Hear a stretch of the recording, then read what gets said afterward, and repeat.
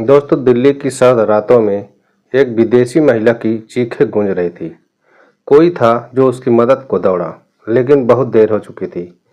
दोस्तों, ब्रिटिश महिला की यह कहानी सिर्फ एक अपराध नहीं, बल्कि ऑनलाइन दोस्ती की अंधी गलियों में गुम होने की दास्तां भी है। वह अपने देश से हजारों किलोमीटर दूर सिर्फ इस उम्मीद में आई थी कि जिसे वह महीनों से जान रही थी, जिससे बातें करते करते उसकी रातें कट रही थी, वह उसे खुश रखेगा। लेकिन उसे क्या पता था कि यह सफ़र उसे दर्द और धोखे के भंवर में धकेल देगा। दोस्तों, यह सब कुछ महज एक इंस्टाग्राम रिक्वेस्ट से शुरू होता है, जो ब्रिटिश महिला को एक भारतीय युवक कैलाश नाम के लड़के का फ्रेंड रिक्वेस्ट मिलता है।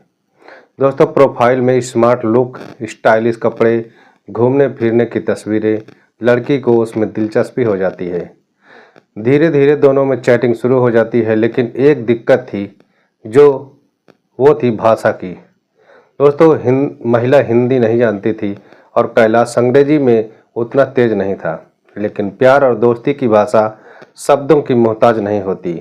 दोनों गूगल ट्रांसलेट की मदद से बातें करने लगते थे। दिन से रात और रात से सुबह कब हुई पता ही नहीं चला।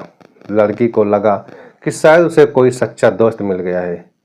नमस्कार दोस्तों, इस नए वीडियो में एक बार फिर से आपका बहुत बहुत स्वागत है। दोस्तों, आज की सच्ची घटना है इंग्लैंड से आई लड़की ने भारत आने का जो फैसला किया। कुछ महीनों की ऑनलाइन बातचीत के बाद महिला ने घूमने का प्लान बना लिया। उसने कैलाश को बताया था कि वह गोवा और महाराष्ट्र जाने वाली है। इस पर कैलाश ने कहा कि दिल्ली भी चली आना और यहीं पर आके दोनों एक दूसरे से मिलते हैं। महिला पहले थोड़ी झिझकी, लेकिन फिर मान गई। उसे लगा कि इतने महीनों से जिस इंसान से वह बातें कर रही थी, उसे असल जिंदगी में मिलना चाहिए। आखिर दोस्ती में क्या बुरा है। महिला जब दिल्ली पहुंची तो उसने महिपालपुर के एक होटल में कमरा लिया। दोस्तों, उसने कैलाश को मैसेज भी किया और उसको बुलाया। कुछ घंटों बाद कैलाश अपने दोस्त वसीम के साथ होटल में पहुंच गया। दोस्तों, पहली मुलाकात में सब कुछ ठीक लग रहा था। हंसी मजाक, पुरानी बातों को याद करना और फिर होटल के कमरे में बैठकर शराब पीना। लेकिन महिला को क्या पता था कि यह शाम उसकी जिंदगी की सबसे भयानक और खतरनाक होने वाली है। दोस्तों, शराब के कुछ घूंट अंदर जाते ही माहौल बदलने लगता है। कैलाश की नज़रें अब दोस्ती की हदें पार कर रही थी। महिला ने जब विरोध किया तो कैलाश ने उसे जबरदस्ती पकड़ लिया और कहा कि तुम चुप रहो। यह कहते हुए उसने महिला को धक्का दिया। महिला ने खुद को छुड़ाने की बहुत कोशिश की, लेकिन नशे में धुत कैलाश पर जैसे हैवान सवार हो गया था। उसने महिला के साथ दुष्कर्म किया, जबकि उसका दोस्त वसीम दरवाजे के पास ही खड़ा सब कुछ देख रहा था। जब महिला किसी तरह होटल के रिसेप्शन तक भागी और मदद के लिए चिल्लाने लगी, तो वसीम ने भी उसके साथ छेड़खानी शुरू कर दी।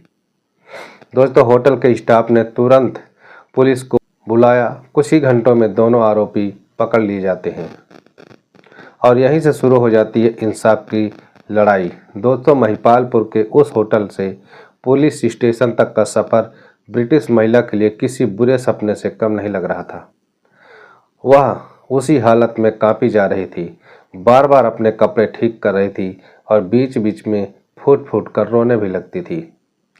दोस्तों, पुलिस ने सबसे पहले उसे मेडिकल जांच के लिए अस्पताल भेजा।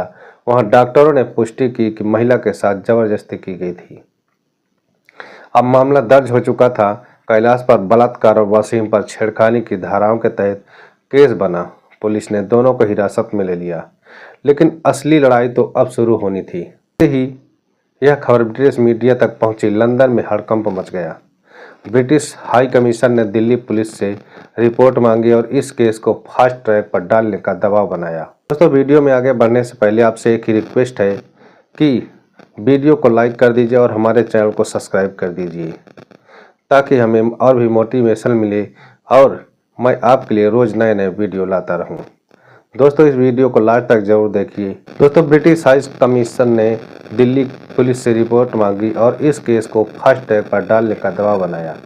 भारत में पहले भी विदेशी महिलाओं के खिलाफ ऐसे अपराध हुए थे जिनमें न्याय मिलने में सालों साल लग गए थे, लेकिन इस बार मामला अंतर्राष्ट्रीय स्तर पर उठ चुका था महिला को दिल्ली में ही रहना पड़ा क्योंकि वह केस खत्म होने से पहले अपने देश नहीं जा सकती थी। यह उसके लिए एक और सजा थी।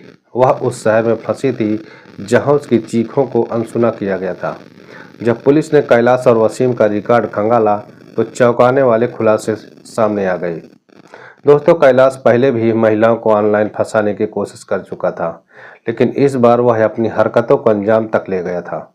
वसीम का नाम पहले भी छेड़छाड़ और छोटी मोटी आपराधिक गतिविधियों में आ चुका था। दोनों की दोस्ती नशे और पार्टी के इर्द गिर्द घूमती रही और वे अक्सर विदेशी लड़कियों से ऑनलाइन दोस्ती करने की हमेशा कोशिश किया करते थे। केस की पहली सुनवाई के दिन कोर्ट के बाहर मीडिया का जमावड़ा इकट्ठा हो चुका था। विदेशी महिला को वकीलों ने सलाह दी कि वह अपना बयान मजबूत तरीके से दे ताकि आरोपी को सजा मिले। दोस्तों, जज ने कैलाश और वसीम को 14 दिन की न्यायिक हिरासत में भेज दिया।